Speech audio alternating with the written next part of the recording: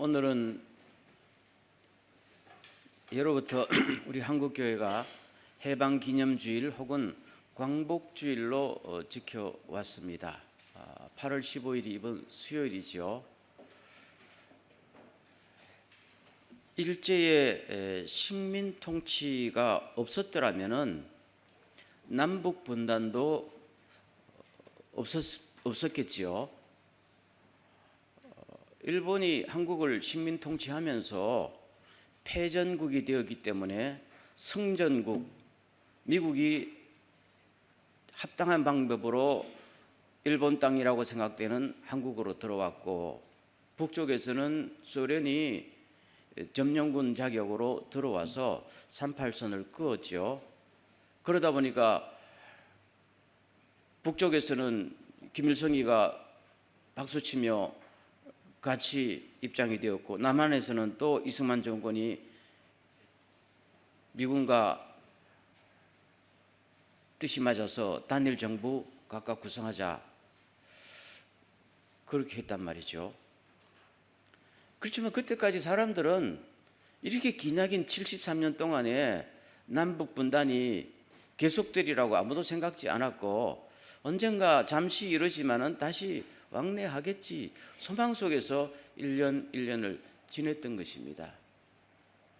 그렇지만은 당시에 많은 독립운동하던 사람들, 예를 들면 김구 선생 같은 사람들은 이게 대단히 심각한 문제다 라고 생각해서 1948년도 3천만 동포에게 구합니다 라는 글 속에서, 나는 통일된 조국을 건설하려다가 38선을 베고 쓰러질지언정 일시대 구차한 안위를 취하여 단독 정부를 세우는 데는 전혀 협력하지 않을 것입니다.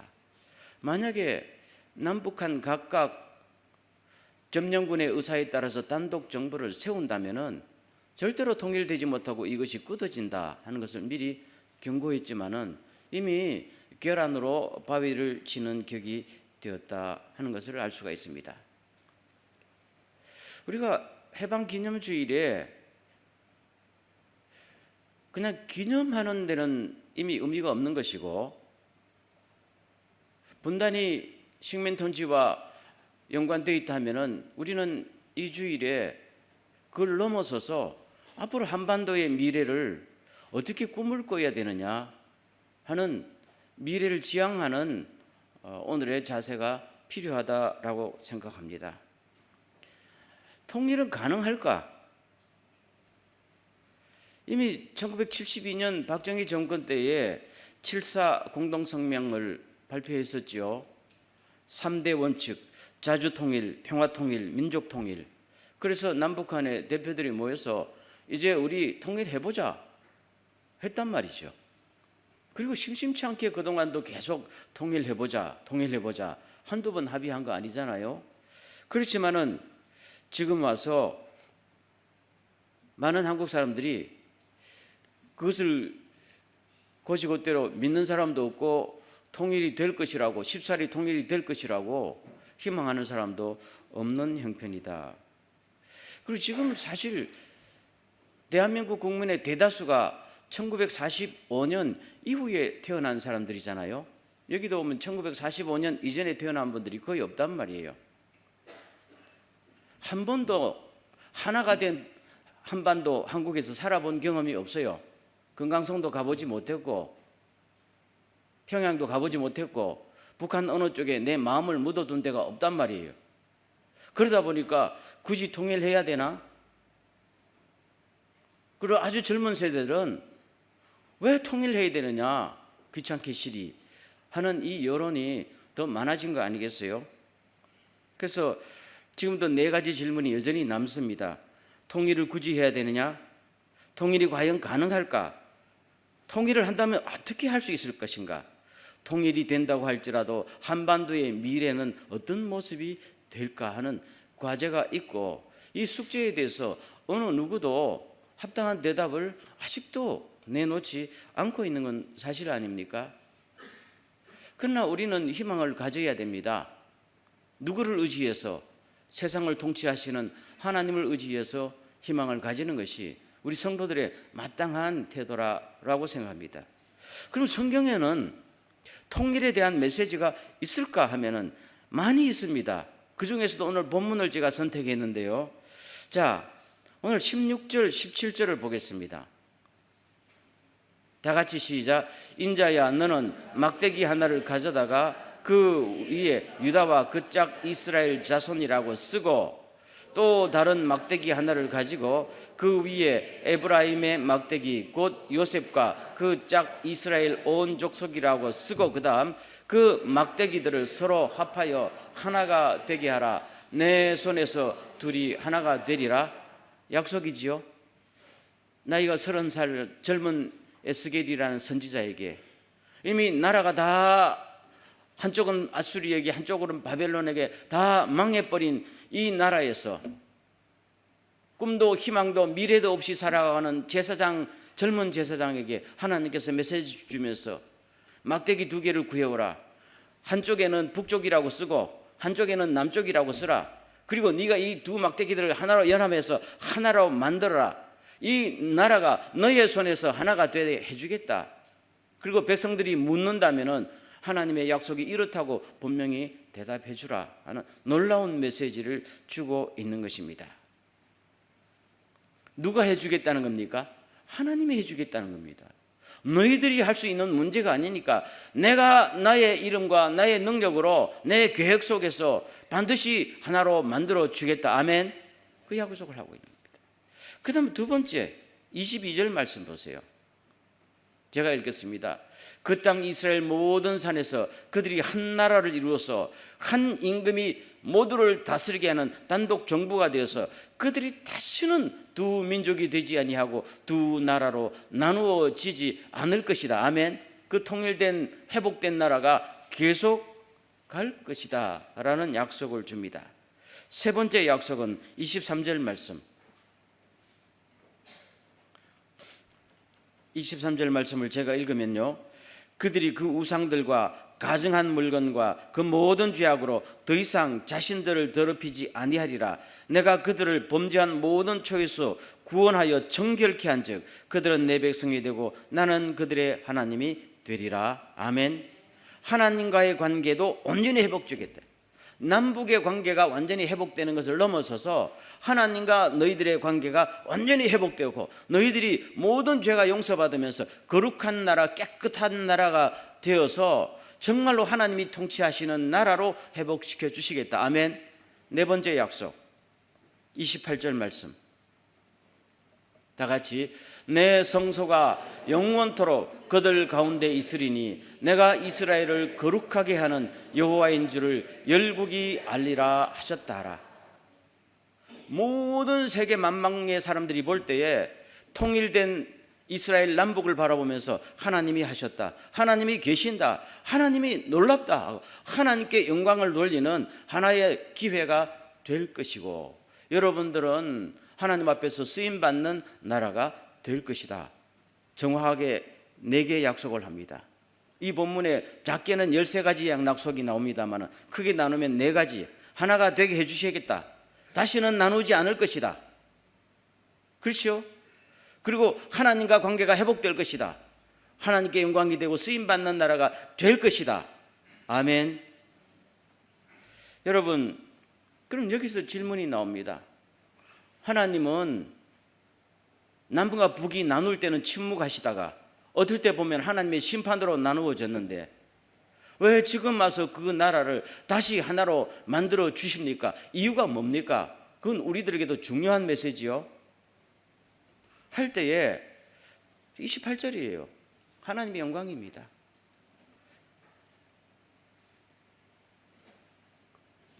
구약 성경을 보면은 남쪽과 북쪽 이스라엘이 나누어지게 될 때 물론 정치적, 경제적, 사회적, 지리적 요인, 지파 간의 갈등 많은 것이 얽혀 있었어요. 그러나 성경에서 계속 그것보다도 더 중요한 원인으로 꼽는 것은 결국 우상숭배로 인해서 하나님을 떠났기 때문이라고 얘기합니다. 그래서 하나님께서 그들을 흩으시면서 다시 새롭게 하셔서 새로운 나라로 만들어서 하나님 앞에 쓰임받는 제사장 나라로 만들어 주시겠다. 그것이 하나님의 뜻이었거든요. 그러면 하나님께서 지금 이스라엘을 회복시켜 주시는 이유가 뭡니까? 단지 그들이 피가 갔기 때문에, 언어가 갔기 때문에, 과거의 한 나라였기 때문에 이건 아니거든요. 결국 너희들이 다시 나에게 쓰임받는 제사장 나라 축복의 통로가 되면은 회복시킬 것이고, 안 되면은 필요가 없는 거 아니냐. 여러분, 전 세계를 통치하시는 것이 누굽니까? 하나님이고, 나라의 흥망성쇠를 좋아하시는 분도 누구십니까? 하나님이시잖아요. 이스라엘이라는 국가를 만드신 분도 하나님이시고, 그렇다면 하나님의 입장에서 우리가 하나님 앞에 물어봅니다. 하나님께서 우리들에게 질문을, 내가 대한민국과 여러분의 나라를 다시 회복시켜 줄 이유가 뭐냐고 우리들에게 묻는다면 우리는 뭐라고 대답하면 좋겠어요? 적어도 우리가 크리스찬 입장에서 대답이 있어야 될 거 아니겠어요? 그럴 때 우리는 한민족이니까요, 그건 안 돼요. 부족해요. 결국 성경에 있는 메시지대로 주여 대한민국이 통일되면 우리가 정말로 하나님을 섬기는 나라가 되어서 온 세계에 축복의 통로가 되겠습니다. 하나님의 영광을 드러내겠습니다. 통일된 모든 과정을 통해서 하나님의 능력을 전파하겠습니다. 이렇게 될 때 하나님께서 예스라고 말씀하시는 겁니다. 이게 성경에 초지일관 흐르는 메시지예요. 물론 이스라엘과 상황은 달라도 이 하나님의 우주를 섭리하는 하나님의 이 근본 흐름은 변하지 않는 것입니다. 저는 우리 대한민국이, 특별히 우리 크리스천의 입장에서 주여 한민족이니까요, 4,000년 역사가 같으니까요, 언어가 같으니까요, 이렇게 하지 말고 다시 한번 새로운 비전으로 도전하는, 소망하는 오늘이 될 수 있기를 주 이름으로 축원합니다. 국가가 존재하는 근본 이유가 뭡니까? 하나님의 영광입니다. 우리 인생이 존재하는 근본 이유가 뭡니까? 하나님의 영광 아니에요? 국가는 더구나 마찬가지입니다. 교회나 국가가 하나님의 영광을 위해서, 온 세계가 하나님의 영광을 위해서, 아멘. 그 중에서 특별히 뽑으신 이스라엘은 더더구나 하나님의 영광을 위해서 축복의 통로가 되었죠. 모든 세계 만방에서 하나님의 복을 전하라는 겁니다. 여러분, 아시아에서 가장 하나님 앞에 신앙적인 축복을 받은 나라는 사실 대한민국 아닙니까? 그렇다면 대한민국을 향한 하나님의 놀라운 계획이 있을까요? 없을까요? 저는 분명히 있다고 믿습니다. 그거 없을 수가 없지요. 남북 분단이 아픔이지만은, 식민 통치가 아픔이지만은, 그러나 거기에서는 우리가 감히 상상도 할 수 없는 하나님의 놀라운 뜻이 반드시 있을 줄로 믿습니다. 없다면 하나님의 실수겠지요. 하나님의 실수하지 않는 분임을 믿습니까? 우리가 잘못해도, 심지어 죄를 지었어도 하나님은 그것을 통해서 당신의 목적을 이루어 가시는 분임을 우리는 믿습니다. 여러분, 선지자 에스겔이 오늘의 저 말씀을 받았을 때, 방금도 말씀드렸지만은 북쪽은 136년 전에 이미 아시리아에 망해버렸고, 남쪽 유다도 바벨론에서 방금 망했던 나라입니다. 에스겔이 생각할 때 하나님 다 망한 다음에 지금 와서 무슨 회복이에요? 할 수 있겠지만 하나님의 능력으로 못할 것이 뭐 있느냐? 내가 다 흩어졌던 백성들을 모을 것이고 한 목자를 세워서 하나의 나라를 반드시 만들어 줄 것이다. 여러분, 70년 후에 하나님께서 약속을 지키셨지요.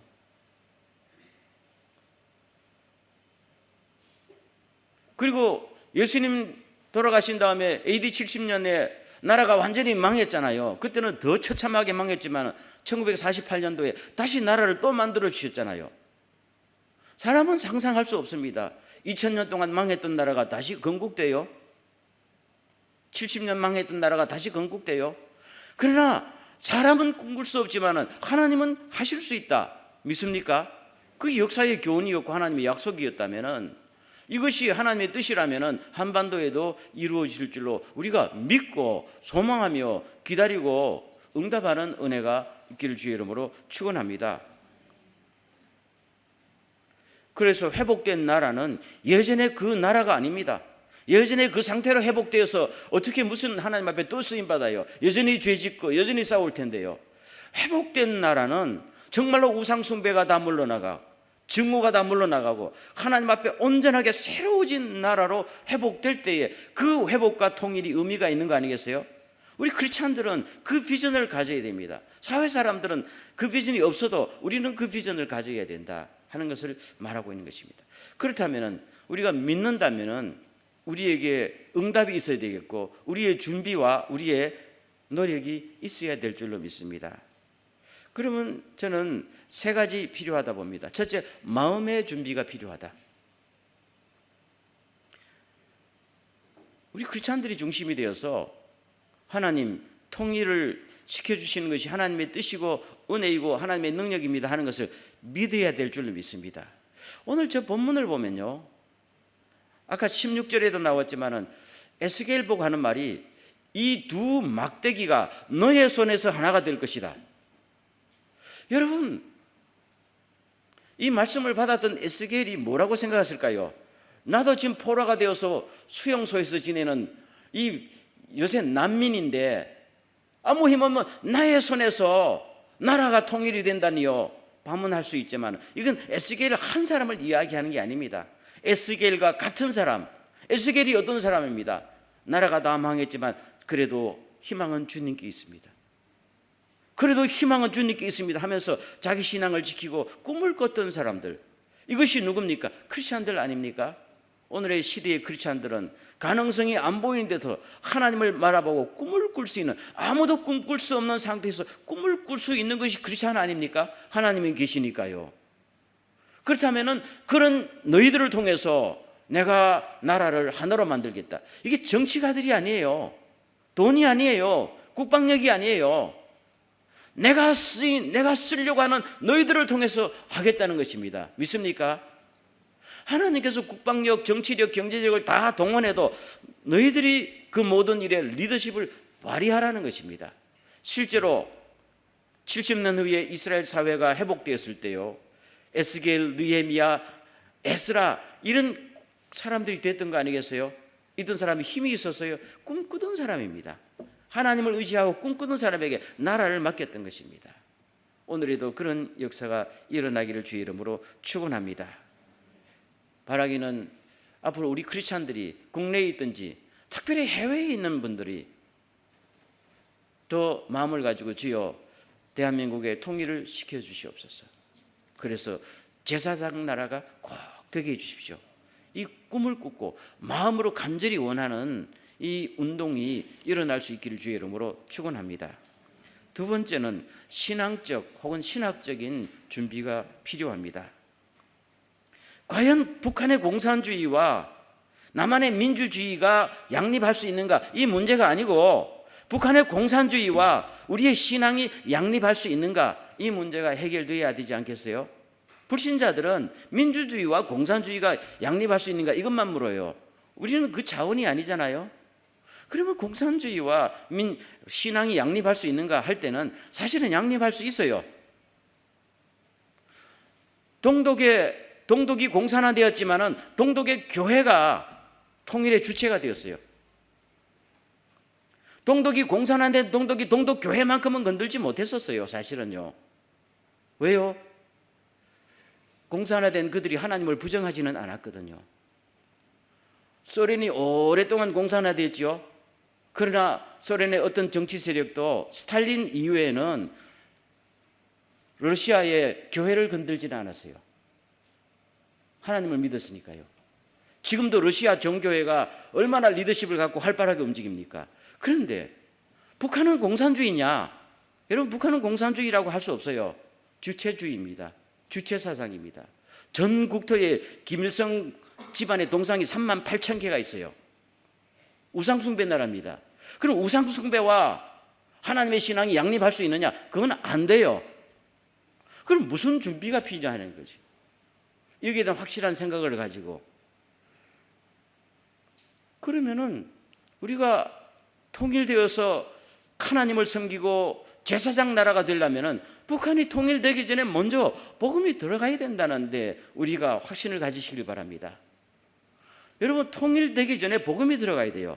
아멘. 저는 그것이 순서라고 봅니다. 통일되어 버리면 이미 세속화가 되어 버린단 말이에요.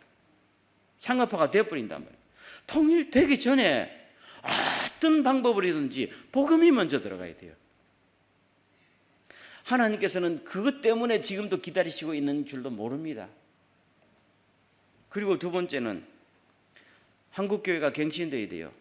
막 교파 간에 너무너무 분열되어 있고 너무 기복주의 세속화되어서 지금 이런 남한의 기독교 유산을 북한에 갖다 집어넣으면은 70년 순교 신앙으로 살아왔던 북한의 기독교마저 타락하게 되면은 뭘 근거로 통일된 나라가 하나님 앞에서 온전하게 우상숭배 세속주의를 물리치고 쓰임받는 나라가 돼요. 하나님께서는 이를 위해서도 또 기다리고 계시는 줄도 몰라요. 여러분, 하나님의 능력으로 오늘이라도 통일시켜 줄 수 있을 것이라고 저는 믿습니다. 그러나 하나님께서 통일되어도 대책이 없다. 누가 준비 안 됐어요? 크리스찬들이 준비가 안 됐어요. 예수 안에서 통일 아닙니까? 하나님 중심으로 통일 아닙니까? 그렇다면 너의 손에서 한국교회와 한국 크리스찬들이 뭘 소망하며 뭘 준비할 거, 어떻게 준비가 되어 있느냐, 이것이 굉장히 중요한 문제입니다. 때문에 복음 기초 위에서 통일될 수 있다는 환상을 우리는 꼭 포기하지 말고 품을 수 있기를 주의 이름으로 축원합니다. 세 번째는 좀 더 활발하고 실제적인 남북한의 교류가 있어야 된다라고 생각합니다.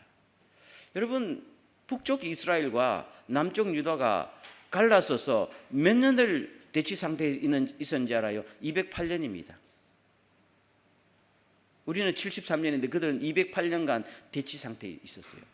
그런데 그들과 우리의 차이점이 뭔가 하면은, 물론 그들은 철책이 없었어요.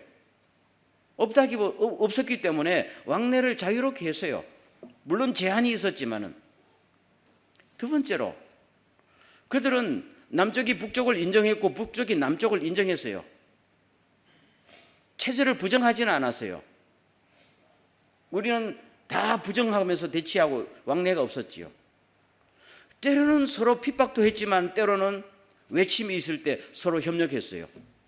성경의 역사를 보면요, 북쪽이 침공을 당하면은 북쪽 이스라엘 왕이 남쪽 유다 여호사밧 보고 와서 도와달라 하면은 둘이 연합군을 구성해서 외침을 막았단 말입니다. 때로는 싸우기도 했지만은 남쪽의 선지자가 북쪽으로 가서 활동했어요. 요새 목회자들이 북쪽에 가서 설교도 하고 활동했어요. 자유롭게. 핍박이 없었던 것도 아니지만은. 그러다 보니까 208년 대치 상태에 있었지만은 상처를 줄일 수가 있었고 분노를 줄일 수가 있었어요. 그래서 나중에 통일을 꿈꿀 수 있는 바탕이 있었다는 겁니다. 우리는 그들과 달라서 너무 남북 대치 상태에서 서로 분노하고 서로 부정하다 보니까 이 상태에서 통일이 되었어도 이 깊은 상처 어떻게 싸맬 것인가 하는 큰 숙제가 또 남아 있는, 또 그것이 두려운 거 아니에요? 그렇다면은 우리가 확실히 예수 안에서 통일을 소망한다면은 지금부터 활발한 교류를 통해서 지금부터 남북한의 상처를 싸매고 더 이상의 분노와 더 이상의 상처를 남기지 않는, 특별히 예수 안에서의 교류가 필수적이다 하는 것을 저는 생각합니다. 서로에 대한 인정과 존중과 배려가 필요합니다. 북쪽은 북쪽대로 강대국 의지에서 남쪽을 분노하고 남쪽은 남쪽대로 강대국 의지에서 북한을 비방하고 이런 것이 아니라 남쪽도 북쪽도 예수 안에서 하나님을 의지해서 서로를 품는 훈련이 통일되기 전부터 필요하다. 그것이 누가 할 것인가? 그 크리스찬이 해야지죠. 그 북한에 크리스찬이 없는데요. 왜 없어요? 있습니다. 지금도 지하교인 20만이 있습니다. 우리가 모르게 남겨둔 7,000명의 용사가 북한에 반드시 있을 줄로 믿습니다. 하나님께서 숫자에 관계없이 쓰시잖아요. 우리가 믿어야 될 때입니다. 북한 정권을 품자는 말이 아닙니다. 오해하면 안 돼요. 북한 정권을 품자는 게 아니에요. 우상숭배를 퍼뜨리는 북한 정권을 품자는 게 아니라 2,500만의 동포들을 품자는 겁니다. 그들은 하나님의 형상으로 지금도 하나님의 도우심을 바라고 있잖아요. 그렇다면 우리가 똑바로 보면서 품을 수 있는 사람은 품자. 이사야 11장 13절에 그때는 에브라임의 증오가 사라지고 유다의 적개심이 없을 것이니 남쪽은 북쪽을 증오하지 않고 북쪽은 남쪽에게 적개심을 품지 않게 될 것이다. 그렇게 되면은 통일은 자연스럽게 올 것이다 하는 것이 주님의 이사야서의 메시지도 동일합니다. 여러분, 저도 그렇게 봅니다만은 많은 관심 있는 분들이 지금 남한에 들어와 있는 3만 명 이상의 탈북민을 어떻게 볼 것이냐 할 때에 통일의 씨앗이라고 봅니다. 저도 그렇게 봅니다. 하나님께서 이미 20, 30년 전부터 탈북자들을 하나하나 남한으로 보십니다. 그게 주님의 뜻이라고 생각 안 합니까? 통일이 어느 날 갑자기 올 수도 있겠지만 하나님께서 이미 통일을 진행하고 있다. 무슨 증거를 보면요, 실제로 사람들이 들어와 있잖아요. 그런데 그들의 대다수가 하나님을 믿게 되었어요. 믿습니까? 하나님이 하시고 있잖아요. 그렇다면은 지금 탈북민부터 우리가 서로 차별하지 않고 품고 이들이 정말로 통일이 필요하구나, 통일이 좋은 것이구나, 예수 안에서 희망이 있구나, 이들이 입을 벌려서 선전할 때에 북한 사람들이 설득을 당하는 거 아니겠어요? 남한에 있는 사람들이 100마디 말로 하는 것보다도 탈북자 한마디가 북한 사람들을 감동시키는 거 아니겠어요? 그럴 때 우리는 통일이 된 다음에 품지 말고 지금부터 그들부터 그리스도 예수 안에서 서로 차별하지 않고 진심으로 존중하고, 지금 이것마다 지금 잘 안 되는 거 아니겠어요? 그래서 탈북민들이 나왔다가 대한민국에 너무 차별심해서 나는 못 살겠다, 이 아우성들이 나오는 이유가 지금 이 상태가 계속되면은 통일에도 여전히 앙금이 남는 통일은 주님 앞에 쓰임받지 못해요. 그래서 하나님께서 기회를 주셨을 때 우리가 잘 생각해야 되겠다. 결론을 맺습니다.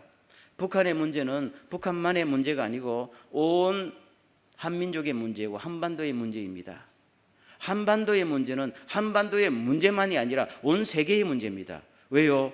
하나님의 뜻이 하늘에서 이루어진 것처럼 땅에서도 이루어지도록 기도하는 것이 크리스찬이기 때문입니다. 저는 북한 선교가 남한 교회만의 과제라고 생각하지 않습니다. 북한이라는 과제를 던져주면서 온 세계 교회가 이 문제, 이 북한 선교를 어떻게 풀어갈지 주님께서는 기다리고 계십니다.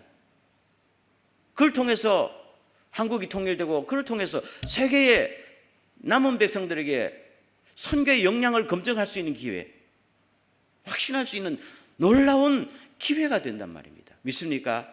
그렇다면 이것을 우리가 온 세계 교회의 역량을 모아서 북한 선교, 북한의 회복, 남북한의 하나됨을 이 숙제를 풀어가는데 주요 리더십을 발휘할 수 있는 은혜가 있기를 주의 이름으로 축원합니다.